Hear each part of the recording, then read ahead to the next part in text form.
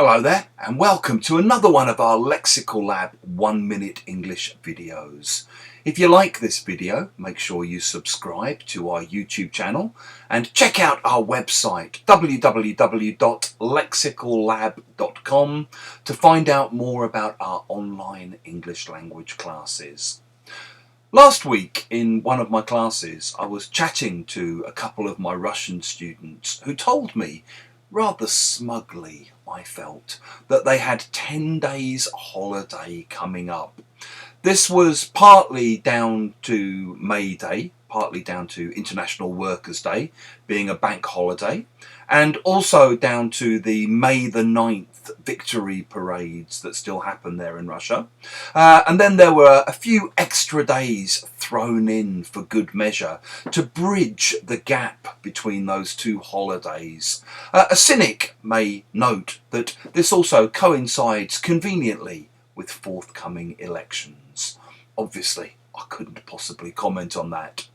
When they told me this, I was obviously a little bit jealous and said, 10 days off work, 10 days bank holiday. It's all right for some. If you say it's all right for some, it's a friendly, jokey way of showing that you're a bit jealous about something that somebody has or something that somebody does. So, in the same way, you might be chatting to a friend and they might reveal to you that they get 10 weeks holiday a year. Jesus, 10 weeks a year? It's all right for some. Or you might be watching the news and they might reveal that the CEO of some tech company has just been given a £1 million bonus. A £1 million bonus? God! It's all right for some. If you've enjoyed this video, make sure you click the like button. It helps us with the algorithm.